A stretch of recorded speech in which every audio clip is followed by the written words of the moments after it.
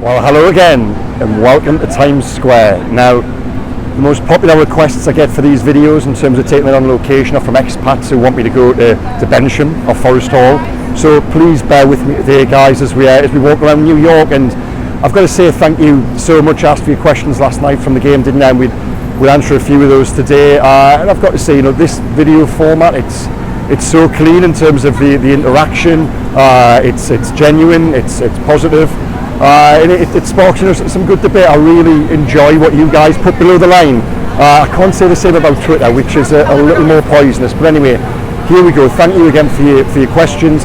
The one which came back the most, and what I'm going to answer now before we go on somewhere else, is what do I think the starting 11 will be against Aston Villa in a couple of weeks' time? Well, we went for a beer after the match last night, and we had this conversation among ourselves. And for me, I think the back five will pick itself. Nick Pope has come back on this tour after the hand surgery and looks excellent. You know, you sometimes forget how good he actually is until you see him play. He's looked very sharp. So Nick Pope in goal, Kieran Trippier right back picks himself.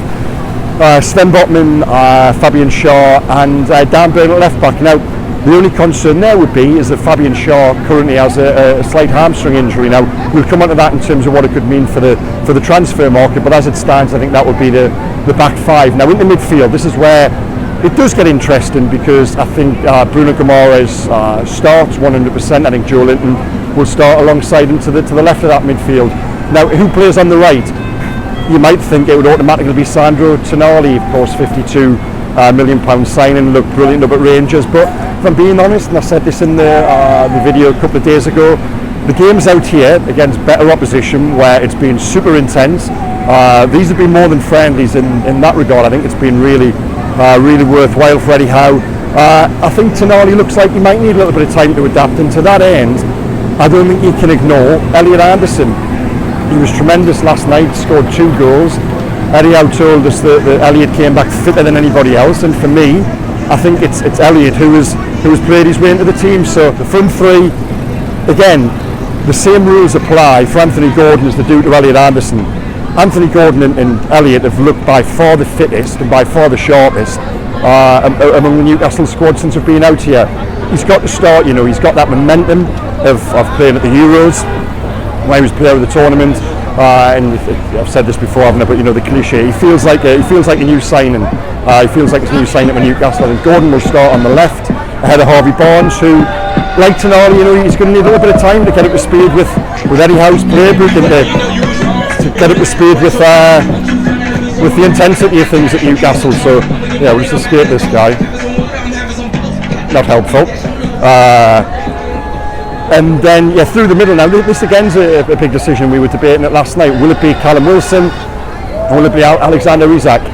I think you might go with Isak, just by the way he lined up in the game against Chelsea the other night. Gordon on the left, Isak through the middle, and Miguel Almiron on the right. I think that, in Eddie's head at the moment, is probably the front three going into the game against Villa. So there you have my starting 11. Now I'll quickly answer one other question which was linked to that, and it was, do I think Bruno Guimaraes and Sandro Tonali can play together?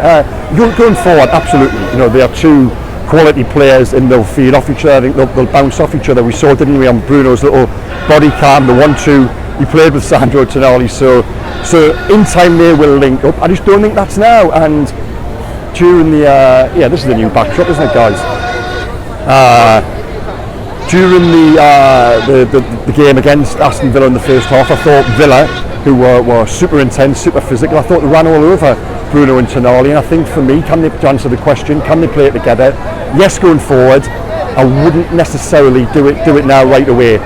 Bruno himself looks a couple of weeks behind some of the others as well, so I think they do need Joe Linton in there with them as sort of protection and that physicality. So yeah, that's a big decision for Eddie to make in the short term. And yeah, on we go to the next location. Okay, see you shortly. Well, I do like taking you to different food markets around the world, as we saw back in Atlanta a couple of days ago. Here we are, outside Chelsea Market. Let's go and see if it lives up to its name, and if it's full of overpriced goods and terribly overstocked. Let's check it out.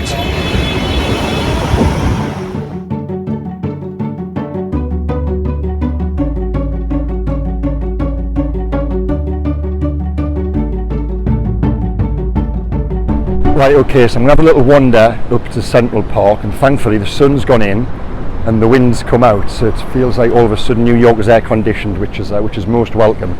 So another one of your questions: is Louis Miley the best 17-year-old I've ever seen for Newcastle? Well, I had to have a think about this, and I think the answer has got to be yes. My instinct was yes, and you try to think of the competition really. I mean, Elliot Anderson is another tremendous young player, but he wasn't doing this at 17. He's 20 now. Who else have we seen come through? You know, Stephen Taylor was very good when he was young. Andy Carroll as well, but it was a little bit older when he made his impact. So yeah, he's got to be. And I've been aware of Louis Miley for a long time now. He's had he's had a reputation, and I've seen him play for the junior teams. But what I've seen out here, he's better than I ever thought he was, and I think he's perhaps surprised as much as Eddie says that he too was it's nearly been knocked over. He too was aware of Miley's talent and potential. I think it's taken him back just how easily he seems to have adapted to those senior surrounds, and it's the confidence and the bravery with which he takes the ball and with which he wants the ball. And it was really telling last night in the game against Brighton. So Newcastle was struggling, they weren't playing well, and the bench was just down in front of us.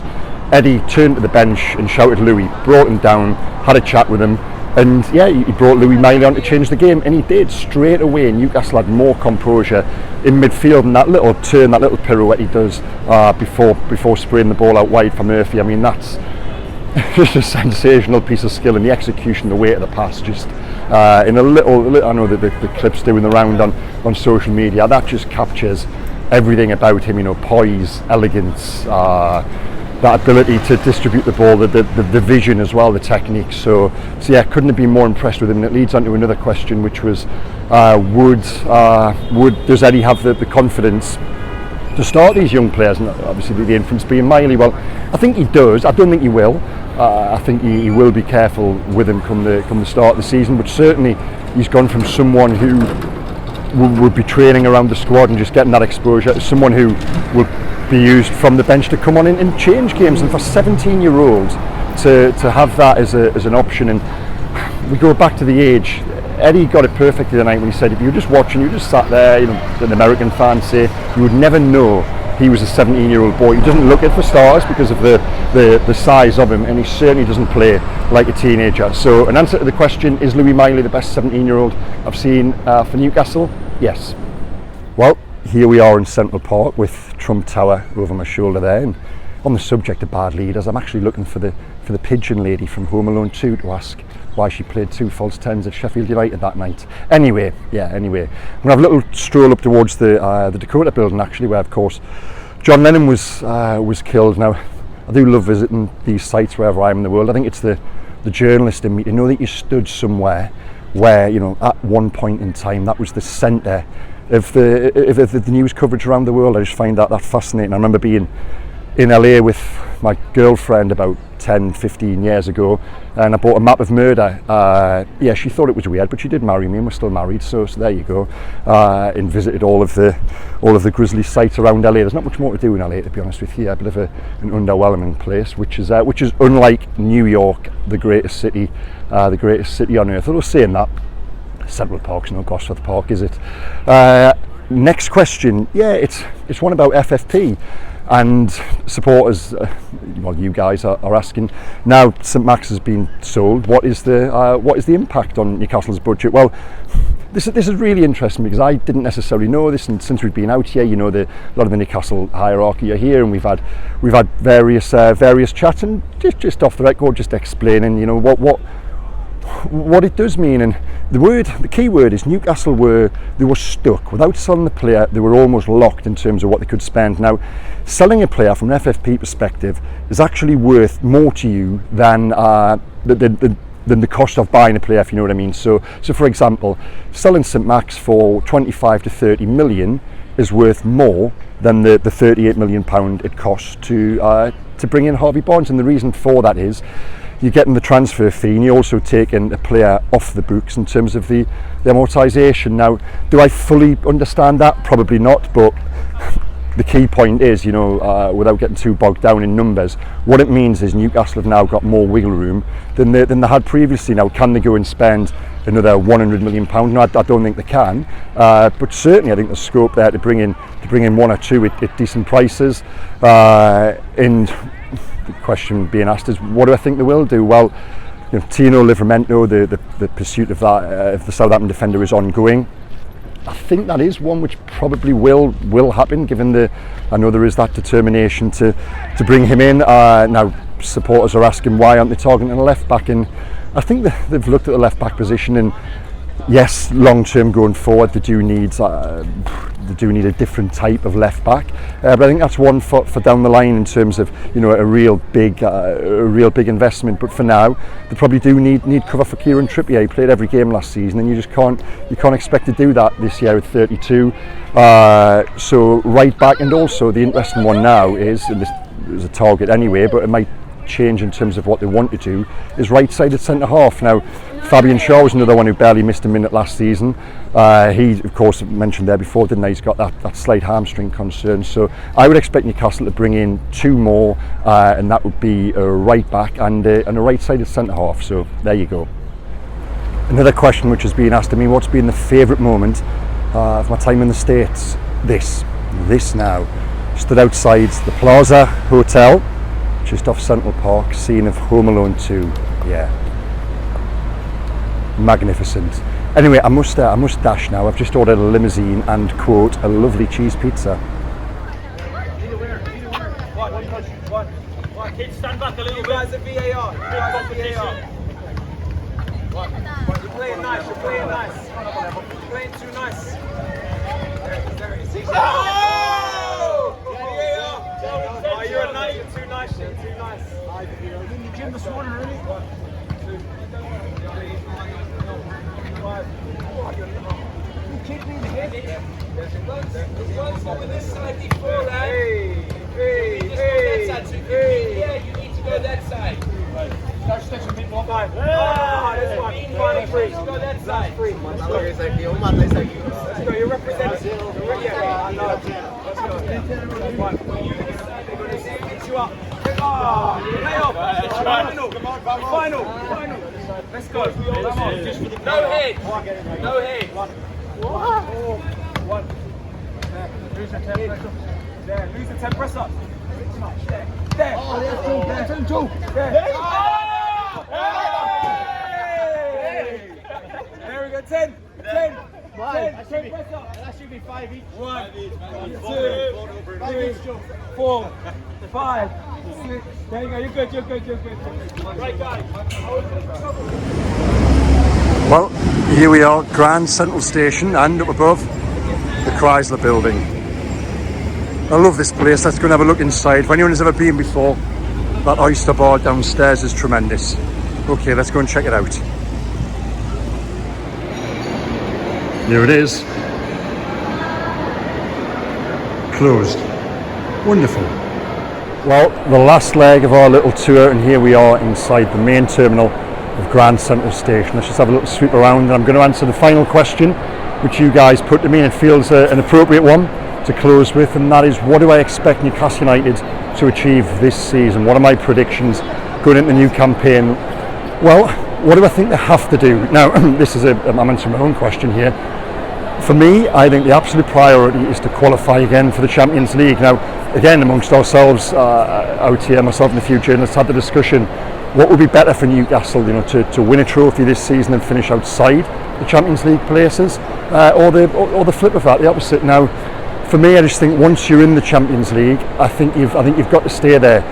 You win trophies ultimately by being a Champions League club, by having that ability to invest, by building a Champions League squad, and the upshot is, because you're very good, you end up just bouncing through into the last 4, the last 8 of cup competitions, as we've seen with the likes of Manchester City.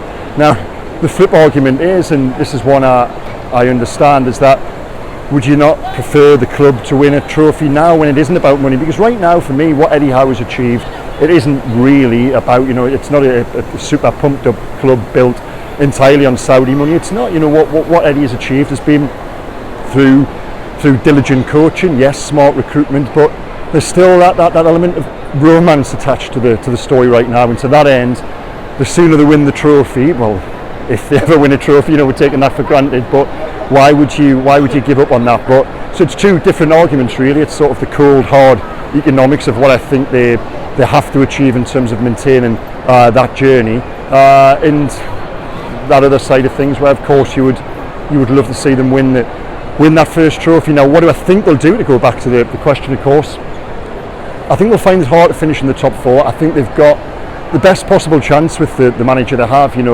The how factor is the X factor, and I've got complete faith and trust in everything that he and his staff do. But I just think, and I go back to last season really, and just that struggle post January really, when they tried to run the Carabao Cup campaign alongside the league campaign that suffered. And I think this year, given the Champions League, I think they will find it hard again, but hard in the context of they might finish fifth, but if that's the case, fifth this year, if English teams do maintain good performance in Europe, the coefficient would have the Premier League qualifying for the Champions League in fifth position, so given the extra place.